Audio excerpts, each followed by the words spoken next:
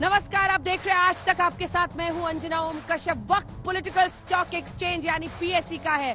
PSE में हम आपको बताते हैं आंकड़ों के नजरिए से कौन हो सकता है हावी, किसकी लोकप्रियता में उछाल, किसकी लोकप्रियता में गिरावट, और इसीलिए हमने इसका नाम ही रखा है पॉलिटिकल स्टॉक एक्सचेंज यानी पीएसई। लेकिन आज पीएसई में एक खास मुद्दे के साथ हम आपके सामने आ रहे हैं, और वो ये कि जब वोट प्रतिशत घटता है तो क्या रूलिंग पार्टी के लिए दिक्कत होती है या फिर विपक्ष के लिए दिक्कत होती है? फायदा किसको होगा अगर वोट प्रतिशत घटा है? आइए आंकड़ों के नजरिए से इसे समझते हैं, और उसके बाद हमारे साथ तीन खास मेहमान यहां पर जुड़ गए हैं जिनके साथ हम चर्चा करेंगे पूरे विषय पर। लेकिन सबसे पहले आंकड़ों की बौछार की शुरुआत करते हैं, क्योंकि पहले दौर के मतदान के बाद 89 सीटों पर वोट प्रतिशत में गिरावट देखी गई है। जी हां, 2017 के चुनाव से जब हम 2022 के चुनाव में वोट प्रतिशत को देखते हैं तो 89 सीटों पर जो वोटिंग हुई है उसमें पिछली बार 2017 में 68.4% वोटिंग हुई थी और इस बार हुई है 63.14, यानी 5% की गिरावट है इस बार वोटिंग परसेंटेज में। रोहन गुप्ता जी हमारे साथ जुड़े हुए हैं, वो कह रहे हैं कि हमारे लिए फायदे की खबर है। के शर्मा साहब हमारे साथ जुड़े हुए हैं, वो कह रहे हैं कि हमारे लिए फायदे की बात है। और हमारे साथ केतन त्रिवेदी जी पत्रकार के तौर पर जुड़े हैं, उनसे भी चर्चा करेंगे। लेकिन अब इस आंकड़े को दिखाने के बाद हम आपको दिखाने जा रहे हैं कि कब कब कितनी वोटिंग परसेंटेज रही है गुजरात में। यानी 1995 से शुरू कर रहे हैं। 1995 में 64%, जो कि इस बार से 1% ज्यादा था। 1998 में 59.3%। ये आंकड़ा देखिए, यानी काफी कम था पिछले बार से भी और इस बार से भी। उसके बाद आप आ जाइए 2002 पर 61.5%, तब भी बीजेपी की जीत हुई थी। 63% इस बार है, उससे कम था। उसके बाद आ जाइए आप 2007 पे 59.8%, 2012 में 71% और 2017 में 68%। यानी हम आपको ये समझा रहे हैं कि गुजरात में वोट परसेंटेज ऐसे ही घटता बढ़ता रहा है।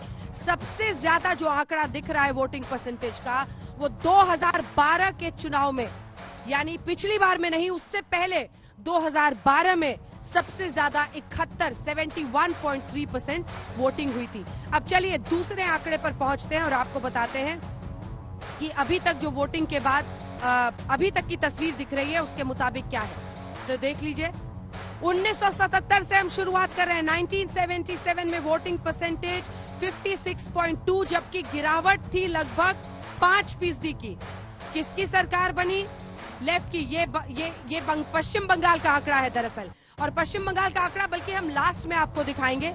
अगले आंकड़े पर चले जाते हैं। ये देखिए, ये आंकड़ा बताता है कि गुजरात चुनाव में क्या इशारा करता है वोटिंग परसेंटेज। ग्रामीण में आप देखिए 67.72% है, 2007 में 60%, 2012 में 74%, 2017 में 71%। उसके बाद आ जाइए आप शहरी सीटों में, यहाँ पर भी ऊपर नीचे होता रहा है। 56 से 58, 69 और फिर 66। अब हम आपको बता रहे हैं महिला और पुरुष का, क्योंकि बीजेपी हमेशा कहती है, दावा करती है और ऐसा आंकड़े भी बताते हैं कि महिलाओं का वोट ज्यादा मिल रहा है बीजेपी को। महिलाओं का वोट 57.99% 2002 में था, और वहीं पुरुषों का आंकड़ा हम आपको दिखा रहे हैं 64 था, यानी पुरुष ज्यादा वोट कर रहे थे। अब देख लीजिए, ये फासला थोड़ा सा घटा है 2017 तक आते आते। 66% महिलाएं अब वोटिंग करती हैं और 70% पुरुष वोटिंग करते हैं। अब हम आ जाते हैं जातिवार तरीके से, आपको बताते हैं कि जो वोटिंग परसेंटेज है पाटीदार। देखिए, पटेल वोट जो है वो कई सीटों पर डिसाइसिव फैक्टर होता है गुजरात के चुनाव में, और इसीलिए हम आपको बता रहे हैं पाटीदार वोट जो है उसमें गिरावट भी आई है, उछाल भी आई है। 2002 में 78%, 78% पाटीदार समाज के लोगों ने वोट किया था, जो कि गिर गया 2007 में 66% पर। फिर बढ़ा 2012 में 73 पर, 73% पर, और फिर और ऊपर बढ़ गया 2017 में जब 76%, और 2017 में जब 76% अपने मैक्सिमम पर पहुंचा पाटीदार वोट, तो बीजेपी को बहुत बड़ा नुकसान हुआ था। नर्वस 90s में 99 पर आउट हो गए थे। अब हम चलते हैं क्षत्रिय समाज की तरफ। 2002 में 65%, 2007 में 53%, 2012 में 73%। अब देखिए ये पूरे वक्त पे बीजेपी की सरकार यहाँ पर बन रही थी, तो उतार चढ़ाव आते रहे हैं।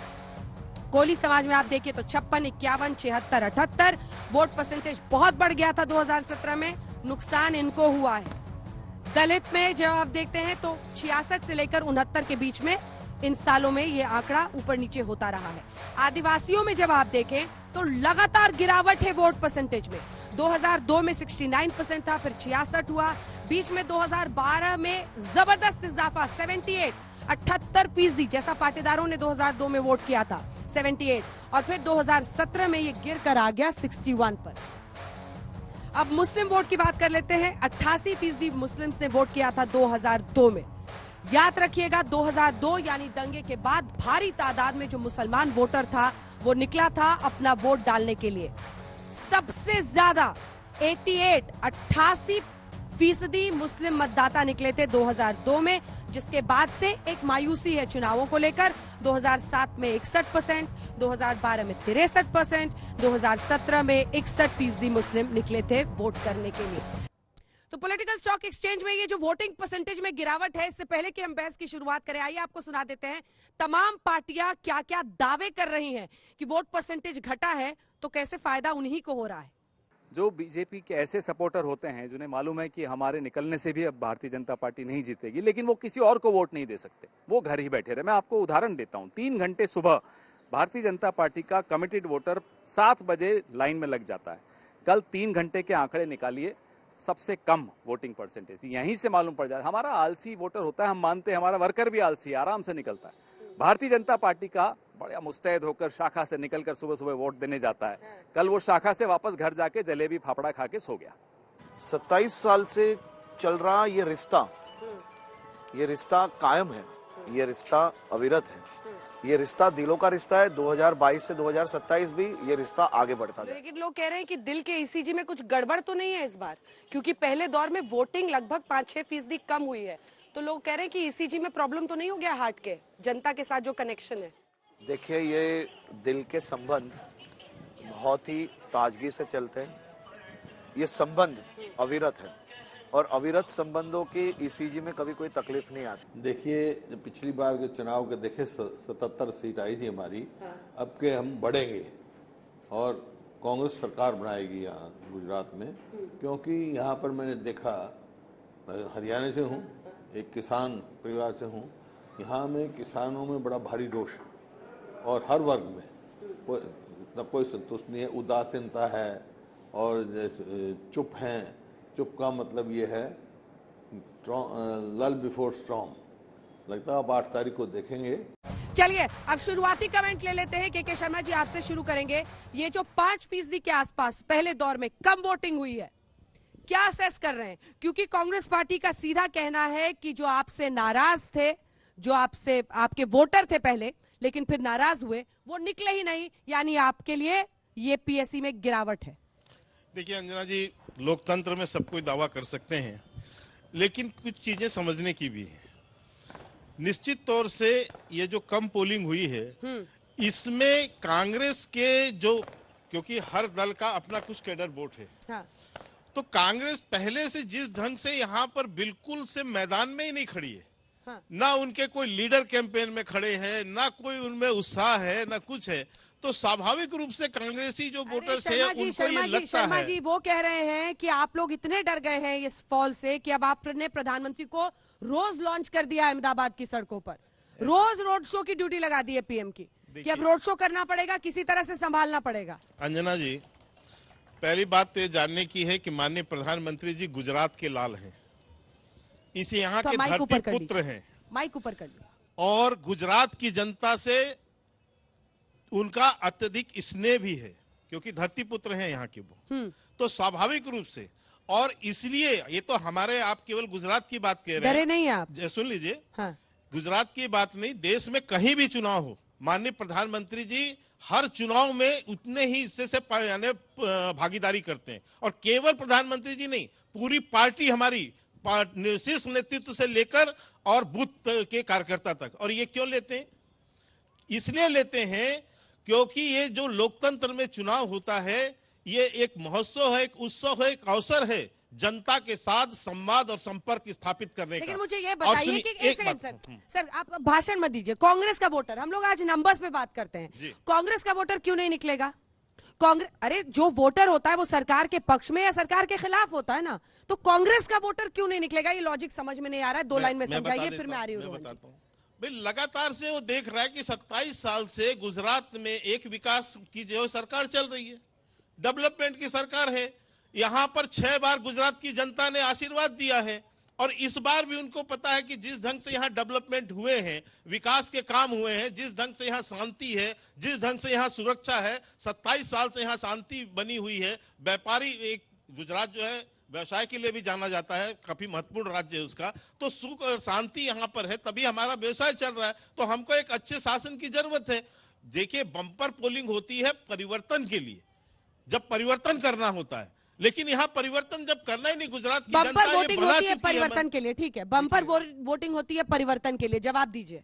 आपके वाले सारे मायूस हैं कि बीजेपी जीत रही है इसलिए निकले ही नहीं घर से, ये कह रहे के शर्मा जी ने दोनों जवाब तैयार रखे थे कि कम हो तो क्या बोलना है और ज्यादा हो तो क्या बोलना है, तो इसलिए मैं भविष्यवाणी में नहीं जाऊंगा, मैं लॉजिकल बात करूंगा।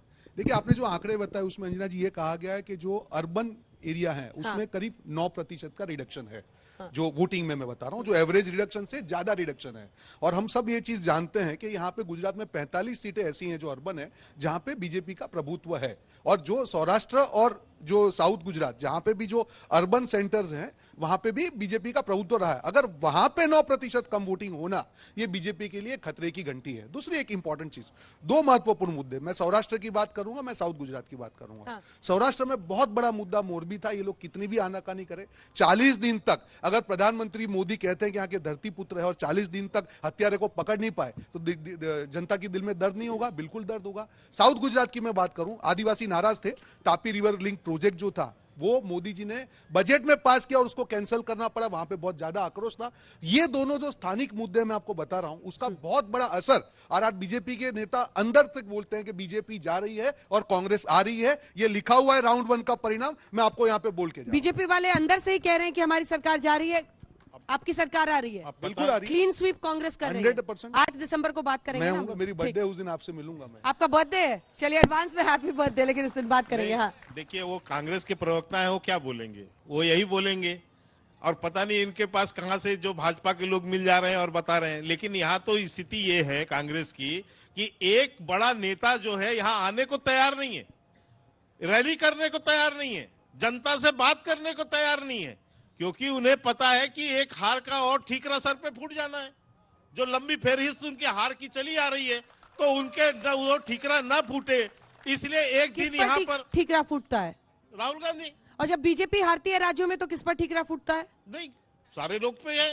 हाँ? हमारे यहाँ तो सामूहिक नेतृत्व चलता है ना, हमारे यहाँ तो सामूहिक नेतृत्व, यहाँ तो एक परिवार है, ओके। यहाँ तो केवल जो है गांधी परिवार है, उसके सिवाय किसी का नाम है क्या? बताइए आप। केतन जी, आपका क्या रिएक्शन है? ये जो वोटिंग परसेंटेज है उसमें जो गुजरात के जर्नलिस्ट हैं उसको कैसे असेस कर रहे हैं? क्या है आपका फीडबैक जो आपको मिल रहा है? देखिए, वोटिंग परसेंटेज का जहां तक सवाल है, 2017 की हम कंपैरिजन करें तो जो 5% वोट कम हुआ है, मुझे लगता है कहीं ना कहीं उसमें अर्बन और रूरल हमें एक दूसरे को अलग करने को देखने को मिलेगा। जैसे रोहन भाई ने बताया कि अर्बन एरिया में भारतीय जनता पार्टी का प्रभुत्व, और कल हमने देखा है कि सूरत सहित कई शहरों में वोटिंग कम हुआ था। और आमतौर पे भारतीय जनता पार्टी का जो बूथ मैनेजमेंट होता है, जो कैडर है, वो मतदारों को बूथ तक ले जाने में माहिर है। सबसे बड़ी दिक्कत की बात यह है, और भारतीय जनता पार्टी के लिए की चिंता की बात यह है कि कल भारतीय जनता पार्टी का कार्यकर्ता अपने जो कमिटेड वोटर्स है उनको लेके बूथ तक, जो हमने पिछले चुनाव में देखा है, वो देखने को नहीं मिला है। यदि ये बात है तो ये भारतीय जनता पार्टी के लिए निश्चित तौर से चिंता का विषय है।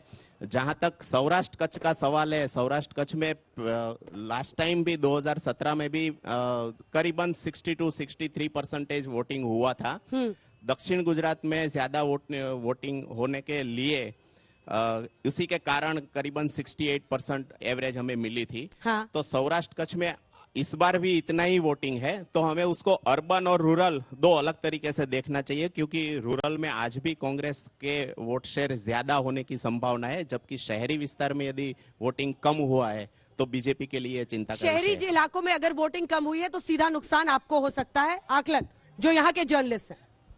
मेरा एक अनुरोध होगा, माइक ऊपर कर लीजिए। मेरा एक अनुरोध होगा अंजना जी की जितना उनको समय दिया मेरे को थोड़ा उससे कम ही दीजिए, लेकिन मुझे जवाब उनका जरूर देना है।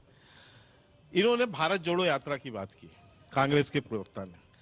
अलग बात है कि हताशा है, निराशा है, बौखलाहट है, इसलिए मीडिया के ऊपर आरोप लगाना, लड़ना वो उनकी आदत सी बन चुकी है। ये वो सब दर्शाता है क्योंकि उनके पास लॉजिक और तर्क बचते नहीं, तब ये सब अपशब्द बोलने पड़ते हैं।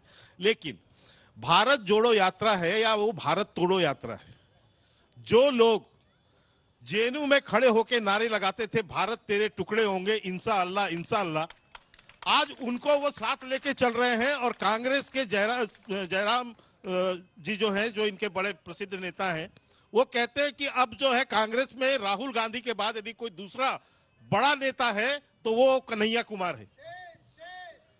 जिस जेएनयू में भारत तोड़ने के नारे लगते हैं, वहां राहुल गांधी जाते हैं और उनको समर्थन देते हैं। आज अवार्ड वापसी गैंग के लोग उनके साथ यात्रा में चल रहे हैं। आज खान मार्केट गैंग उनके साथ उस यात्रा में चल रहा है। और यही नहीं, जिसने गुजरात की जनता के कौन है? कौन है? नहीं, वो तो सारे राष्ट्र कौन है? नाम बताइए ना कौन है? नाम बताने की जरूरत है, देश कि जानता है। अरे अंजना देश जी अच्छे से जानता है अच्छे से जानता है कि वो कौन लोग हैं। वो राष्ट्र विरोधी तत्व दिख जाते हैं, वो अपरोक्ष नक्सलवाद को प्रदर्शन समर्थन देने वाले लोग भी दिख जाते हैं। लेकिन मैं कहना चाहता हूं कि गुजरात की जनता को यह भी जानना चाहिए कि जिस गुजरात को 17 साल तक नर्मदा के पानी से मरहूम रखा, वो मेगा पार्टनर को साथ लेकर चलते हैं और उनको जो है उनकी प्रशंसा के गीत गाते हैं। ये भारत जोड़ो यात्रा है कि ये भारत तोड़ो यात्रा है? अच्छी बात है, राहुल गांधी निकले हैं, देश के कुछ क्षेत्रों में जा रहे हैं, उसमें गुजरात के प्रति उनकी उदासीनता और हिमाचल दोनों चुनाव थे, उसमें दिखता है स्पष्ट रूप से, वो जनता भी समझ रही है। लेकिन आज ये जो यात्रा है, अच्छा हो कि अपने पूर्वजों के जो कुकृत्य हैं उनको वो जाकर देख रहे हैं और उनको शायद वो समझें और इसके बाद देश से माफी मांगे, प्रायश्चित करें कि किस ढंग से उनके जो पूर्वज थे उन्होंने इस देश को धारा 370 लगा के कश्मीर को अलग किया, अलग की स्थिति पे रखा और किस ढंग से क्षेत्रवाद और भाषावाद के आधार पर इस देश को उन्होंने बांटा। आज वो निकले और अपने पूर्वजों के इन कुकर्मों का प्रायश्चित करें और क्षमा मांगे देश से, ये उनकी यात्रा की सत्यता हो सकती है। चलिए एक बार चलते हैं संजय जी के पास। मैं फिर एक बात कह दूं, जो आपने इसमें कहा, मैंने पहले शहरी वोटर पे तो कहीं नहीं रहे हैं, माना जाता है शहरी वोटर आपका है, वो खिसक रहा है। नहीं, ग्रामीण वोटर क्यों नहीं है? आप कैसे कह रहे हैं? ये वोटर शहरी और इसमें बढ़ते हैं। मैं ये कहता हूं, अभी उत्तर प्रदेश के चुनाव हुए, आप कैसे एनालिसिस करेंगे कि वहां पर हमको क्या ग्रामीण लोगों के वोट नहीं मिले?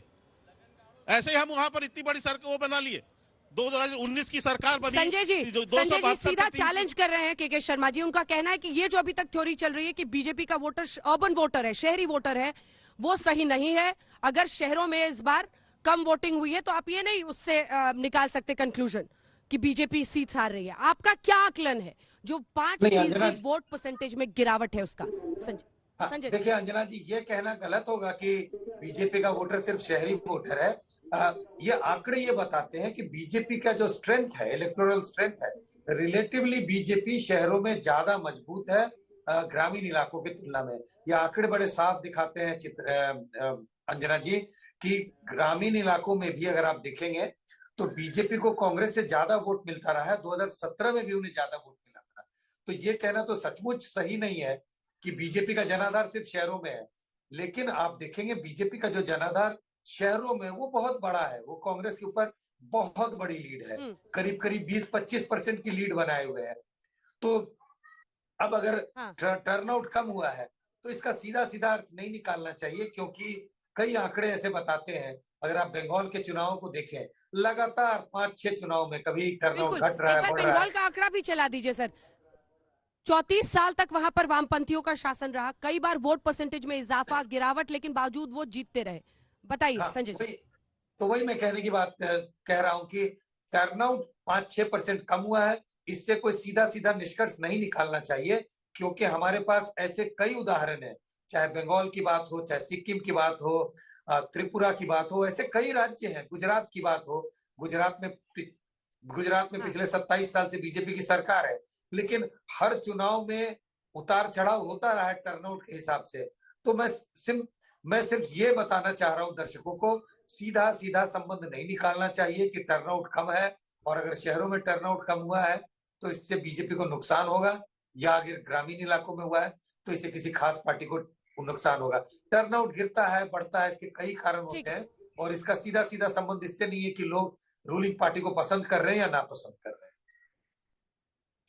ठीक है, तो रोहन जी वो कह रहे हैं कि आप जल्दबाजी में खुश हो रहे हैं, जो आंकड़े हैं उसके मुताबिक। देखिए, मैं खुश नहीं हो रहा हूँ। आपने मेरा जो ओपिनियन पूछा, मैंने बताया कि जो ट्रेडिशनली जहाँ पे जो रूरल अर्बन एरियाज हैं जहाँ पे बीजेपी स्ट्रांग है, अगर वहाँ पे वोटिंग कम होता है 9%, जो एवरेज कम हुआ है उससे ज्यादा अर्बन में ज्यादा एवरेज से कम हुआ है, तो एक इंडिकेशन, हम कुछ भी वोटिंग परसेंटेज से हम कुछ भी आकलन करें वो मुझे लगता है ओवर कॉन्फिडेंस की बात होगी। मैं वो बात नहीं कर रहा हूँ, मैं सिर्फ लॉजिकल बात कर रहा हूँ कि अगर अर्बन में कम हुआ है तो ये जो बीजेपी कह रहे थे कि हमारा वेव है, ये है, वो चीजें हकीकत क्या अलग दिख रही है, वो दिखती। अगर वेव होता, अगर बीजेपी जैसे बोल रही है कि हम लोग रिकॉर्ड बनाएंगे 150, तो क्या लगता है आपको अर्बन एरिया में वोटिंग बढ़ती कि नहीं बढ़ती? तो मैंने एक आंकलन क्या आम आदमी पार्टी फैक्टर है मिस्टर रोहन गुप्ता? देखिए, मुझे लगता है कि आम आदमी पार्टी ने जिस प्रकार से एक प्रचार से एक माहौल बनाया, पर जब तक चुनाव आया, देखिए यहाँ पे जो असेंबलीज है अंजना जी बड़ी है, 3 लाख के करीब वोट्स हैं।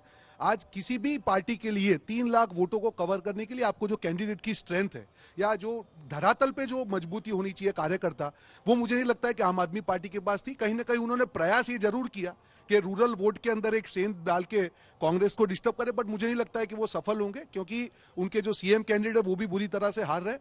हकीकत कुछ और है, वो लोगों ने मीडिया में तो पिकअप किया, दिखाया, पर धरातल पे जब आप गए, बूथ मैनेजमेंट की बात हो, वर्करों को डोर टू डोर की बात हो, आज जो लोग वोट देते हैं अपने वोट का उपयोग करते हैं जीतने या हारने के लिए। गुजरात की जनता स्मार्ट है, दे अंडरस्टैंड कि कैसे उनका वोट का यूज करना है। जब कैंडिडेट ग्राउंड पे ही नहीं था, जो उन्होंने बड़े बड़े वादे किए, तो पूरे कहां से होंगे? तो मुझे लगता है कि आम आदमी पार्टी ने थोड़ा सा जल्दी पिक कर लिया जो भी उनका मीडिया जो था, और at the end of the day results में नहीं, वो बड़ा फोर्स नहीं होंगे। ठीक है, आम आदमी पार्टी जिसने दिल्ली से लेकर पंजाब तक कांग्रेस पार्टी को शिकस्त दी है, वो सब मीडिया का कसूर है रोहन जी के मुताबिक?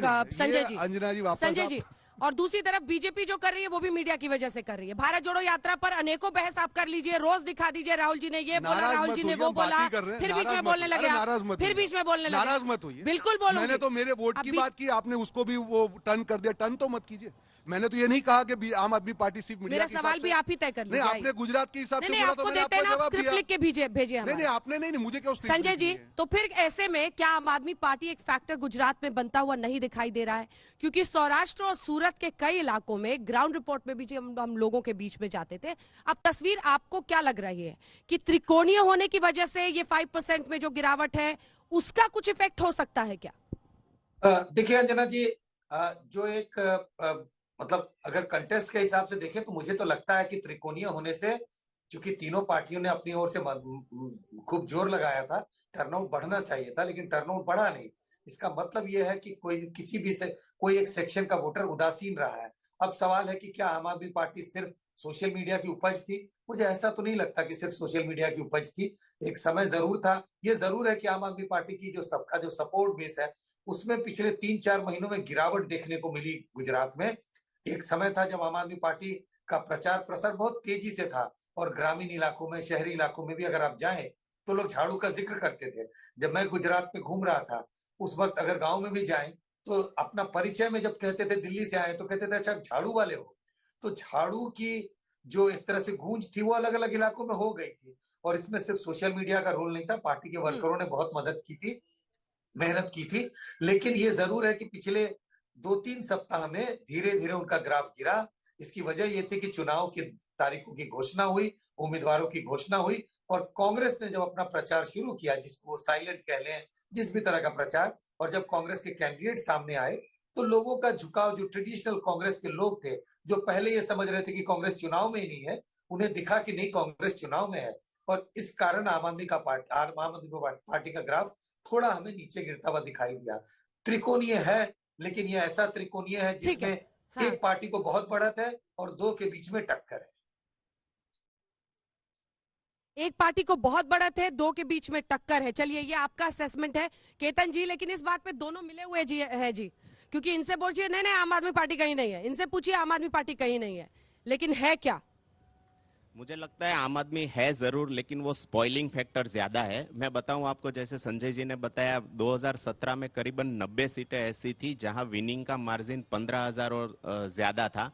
करीबन 60 सीटें ऐसी थी जहां विनिंग का मार्जिन 10,000 से कम था, और 35 सीटें ऐसी थी जहां विनिंग का मार्जिन 5,000 से कम था। अभी आम आदमी पार्टी का कोई स्ट्रांग कैंडिडेट है जिसकी अपने मत क्षेत्र में थोड़ी बहुत भी एक वर्चस्व है, तो वो ज्यादा से ज्यादा प्रयत्न करने के बावजूद भी वो बीजेपी का जो अर्बन का विनिंग मार्जिन है उसको काट नहीं सकता। लास्ट टाइम हमने देखा था हार्दिक पटेल जब कांग्रेस में थे और सूरत के वराछा रोड में बहुत बड़ी रैली हुई थी, और सभी पॉलिटिकल एनालिस्ट ये मान के चल रहे थे कि वराछा रोड में और सूरत में कांग्रेस दिक्कत दे सकती है भारतीय जनता पार्टी को। फिर भी वराछा रोड पे भारतीय जनता पार्टी के कुमार कानाणी 13,000 वोट की बढ़त से निकल आए थे। हाँ। उसकी बढ़त कम हुई थी, तो आम आदमी पार्टी ज्यादा से ज्यादा जो विनिंग कैंडिडेट है उसकी बढ़त कम कर सकता है, मार्जिन कम कर सकता है, लेकिन वो जीतेगा या कितनी सीटें लाएगा वो अभी डाउटफुल है। तो थर्ड फैक्टर है जरूर, लेकिन वो स्पॉइल ज्यादा करेगा रादर टू विन। ठीक है,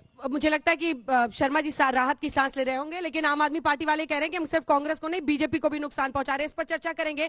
एक बार बंगाल का जो आंकड़ा है जल्दी से अपने दर्शकों को दिखा देते हैं, क्योंकि ये आंकड़ा अपने आप में एक पूरी स्टडी है।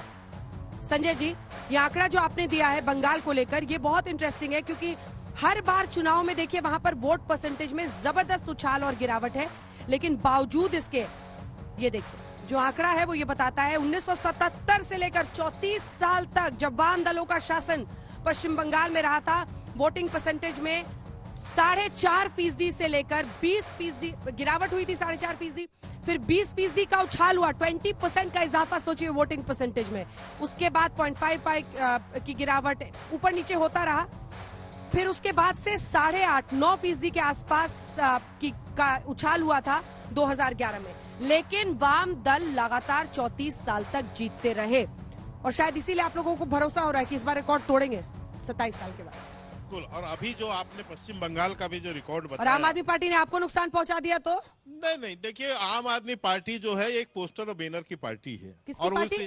पोस्टर बैनर से आगे कुछ नहीं है। पोस्टर बैनर तो आप लोग भी मैं इसमें- लगाते हैं। नहीं, वो उतना ही में उसी में वो अपना जो है भव्यता दिखाते हैं और लोगों को जो है गुमराह करने की कोशिश करते हैं, लेकिन हम तो जमीन में सामना किए हैं ना, इसलिए मैं आपको कह सकता अरे हूं। वीडियो निकालने के लिए तो आप है ही ना सुबह सुबह, नहीं, वीडियो तो रोज सुबह 9 अरे बजे भाई, ब्रेकफास्ट के साथ एक यदि वीडियो। आप गलत काम करेंगे तो हमारा तो धर्म है आपके एक्सपोज करना जनता के बीच में, क्या वो ना करें, हम आपके कुकर्म ना दिखाएं हम आप जनता को कि आप किस ढंग से ढोंगी और पाखंडी बनकर जो है बताते थे पहले कि हम जो है गाड़ी नहीं चढ़ेंगे, हम किसी तरह का सेवा नहीं लेंगे, रिक्शे में आते थे शपथ लेने के लिए, आज जो है कमांडो लेके, पंजाब का कमांडो लेके घूम रहे हैं आप।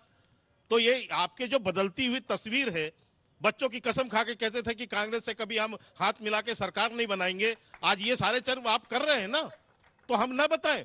आप यदि जेल में बैठ के मसाज कराएंगे तो क्या उसकी भी हम चर्चा न करें, जनता को न बताएं कि आप किस ढंग से दुरुपयोग करते हैं। तो फिजियोथेरेपी करा रहे थे भाई, हाँ तो फिजियोथेरेपी दिख तो गया लोग जनता को कि वो कौन सी फिजियोथेरेपी थी, एक रेपिस्ट जो है वो फिजियोथेरेपी कर रहा था, तो ये जनता को दिखना चाहिए ना।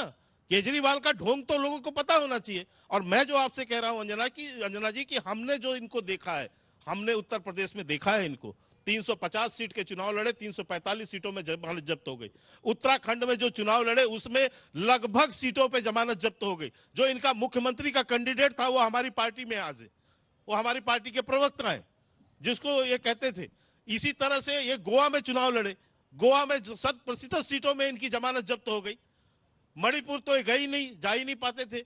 अभी हिमाचल का चुनाव था, आप भी अंजना जी वहां थी, मैं भी था वहां पर हिमाचल में, वो तो चुनाव प्रारंभ होने से पहले ही डेरा डंपा उठा के भाग गए, और यहां भी वही हालत है। क्या तो संजय जी, हाँ, मैं इसलिए कहता हूं कि ये जो है पोस्टर बैनर की पार्टी है, और शुरू में आके किसकी पार्टी है? कांग्रेस पार्टी? कांग्रेस तो अब क्या बची है बताइए, पूरे देश सर, भर में 2.5 राज्यों में सुपुर्द के रह गई। पिछले नतीजों में 20 सीट का फासला था आपसे, वो तो आपको अहमदाबाद ने बचा लिया। 15 सीटें आपकी आई 21 में से।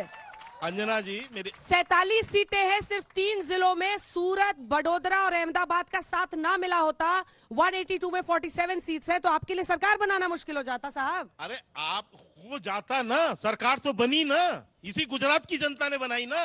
27 साल से आशीर्वाद दे रही है गुजरात की जनता हमें, 6 बार हमें चुनाव जिताया, आखिर आंकड़ा, लोकतंत्र क्या है? आंकड़े का खेल है ना। सीटें तो हमारी ही ज्यादा आई ना, जनता ने हमको ही ज्यादा सीटें जिताई ना, तो हमारी ही सरकार बनी। हम और चुनावी छठवीं ट्रेंड बार को रोहन जी, एक हाँ, उदाहरण हाँ। कांग्रेस दिखाए कि छठवीं बार कहीं उसकी सरकार बनी। चलिए इसका भी जवाब हम ये दीजिए। कहते और हैं कि चुनावी जनता का ट्रेंड जो हम आशीर्वाद आंकड़ों, हमारे ठीक साथ है है। एक सेकंड, हम आंकड़ों के नजरिए से दिखा रहे हैं, क्या आप भी ये मानते हैं कि अब चुनावी ट्रेंड बदल रहा है?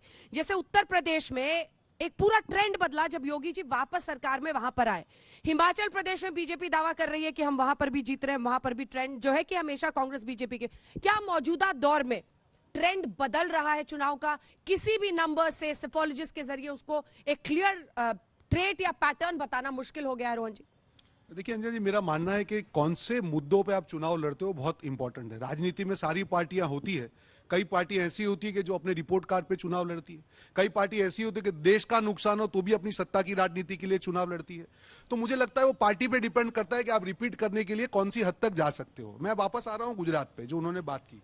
27 साल में अगर अंजना जी उन्होंने काम किया होता तो जिस प्रकार से हम देख रहे हैं, आप भी देख रहे हैं एक हफ्ते से, हिंदू मुसलमान पाकिस्तान, जरूरत क्यों पड़ती? आप अपना रिपोर्ट कार्ड लेके जाते जनता के पास में। अगर मोरबी जैसा बड़ा हत्याकांड होता है तो आपके पास बहुत इजी था कि वो जो आदमी है कंपनी का ओनर, उसको आप अरेस्ट करके जेल में डाल देते, पर नहीं करना। 75 लोग जहरीली शराब में मरे थे, आपके सामने रिपोर्ट है एसआईटी, आज तक कोई एक्शन हुआ। कल का मैं आपको कागज दे रहा हूं, 500 करोड़ की ड्रग्स पकड़ी गई, ये रही, ये कल बड़ौदा का मैं बता रहा हूं, 500 करोड़ की। और उसमें यह कहा गया है कि 550 करोड़ की जो ड्रग्स है ये ऑलरेडी बिक चुकी है। ये आंकड़े में बता रहा हूं, 18 डिफरेंट लोग, आशा वर्कर बहन से लेके जो कॉन्ट्रैक्ट एम्प्लॉइज है, 18 डिफरेंट ग्रुप ऑफ पीपल, वो लोग स्ट्राइक पे थे। अगर इन्होंने इतना विकास किया होता तो ये लोग स्ट्राइक पे क्यों रहते? तो मुद्दा अंजना जी मुझे लगता है कि जिस भी राज्य में आप जाते हैं, और इसीलिए इस बार जो प्रधानमंत्री जी वहां बैठ के रिमोट कंट्रोल से मुख्यमंत्री चेंज कर देते हैं, आज उनको इसीलिए धरातल पे आना पड़ा क्योंकि अब उनको, उनका एक है भरोसे की सरकार। काय का भरोसा? ऐसा भरोसा जिसने भ्रष्टाचार में गुजरात को 5वें नंबर पे ला दिया, माल न्यूट्रिशन में 3रे नंबर पे ला दिया,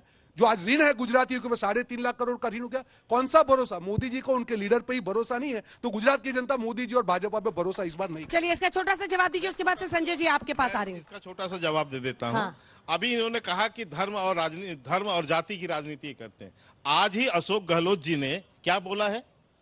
आज प्रथम चरण के चुनाव होने के बाद जब उनको हार दिखने लगी तो वो एक जाति और एक धर्म के व्यक्ति को कह रहे हैं कि ये जाति का व्यक्ति अब यहां पर ये जो मुख्यमंत्री बनेगा और ये धर्म का व्यक्ति डिप्टी मुख्यमंत्री बनेगा।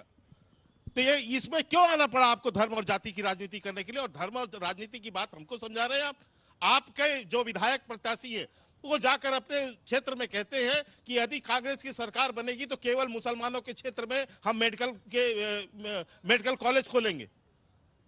और आपके ही एक जगदीश ठाकुर जी कहते हैं यहां पर, जो मनमोहन सिंह जी ने कभी कहा था, माननीय प्रधानमंत्री मनमोहन सिंह जी ने उस समय, कि देश के खजाने पर पहला अधिकार अल्पसंख्यकों का होगा। उसी बात को आपके जगदीश ठाकुर जी यहाँ सही ठहरा रहे हैं। तो मैं ये पूछना चाहता हूं कि धर्म और जाति की राजनीति की शुरुआत कौन करता है? धर्म और जाति की राजनीति का आप भी आरती उतार रहे हैं, बता रहे हैं आपको, जवाब दीजिए। हम लोग भगत है तो आरती तो उतारेंगे, और जय श्री राम दिल से बोलूंगा आपके सामने। वाह, वाह, हमारे दिल में राम है।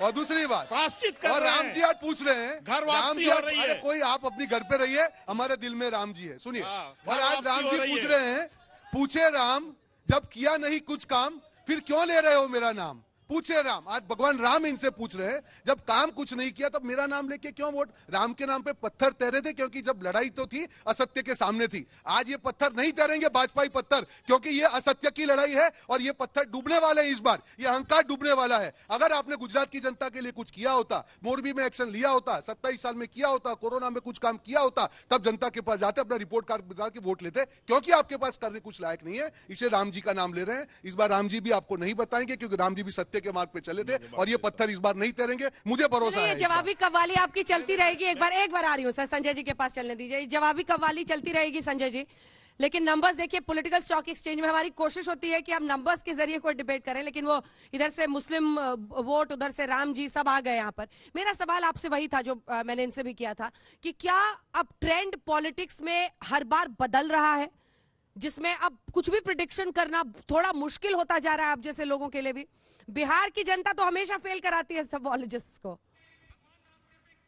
देखिए अंजना जी, एक बात तो जरूर है कि जब हम प्रिडिक्शन करते हैं तो हम ऐतिहासिक आंकड़ों का सहारा जरूर लेते हैं। हम सर्वेक्षण करते हैं और ये देखते हैं कि पिछले 5 साल में, 10 साल में, 20 साल में चुनाव की प्रक्रिया कैसी रही और नतीजे किस तरह के आए। लेकिन ये जरूर है कि अब जो नतीजे आ रहे हैं वो पहले से बहुत भिन्न है और वो ऐतिहासिक आंकड़े हमें मदद नहीं करते।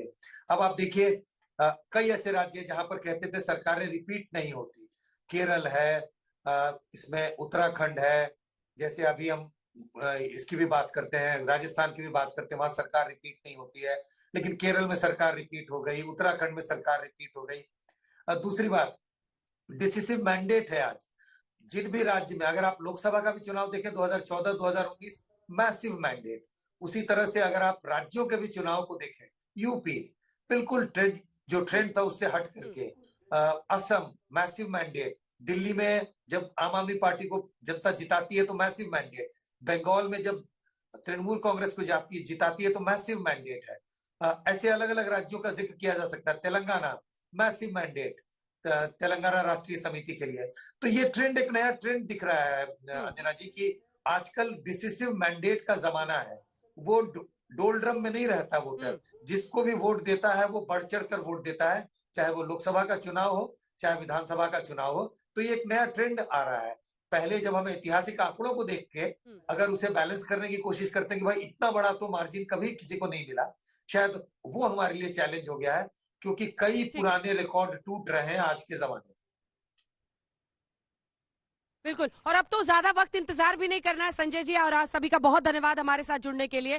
देखिए अब तो ज्यादा इंतजार करने की भी जरूरत नहीं है, 5 को वोटिंग भी हो जाएगी और फिर 8 को नतीजे भी आ जाएंगे। फिर जिन जिन ने लिख कर दिया है सबका इम्तिहान होगा। एग्जामिनर लेकिन इस बार जनता है। 5 साल तक लोग सरकार में रहते हैं, अपनी अपनी पार्टियां चलाते हैं दबदबे से, लेकिन इस बार एग्जामिनर जनता है। 8 को वो रिजल्ट और मार्क्स इन सब की आउट करेगी। फिर एक बार मिलेंगे।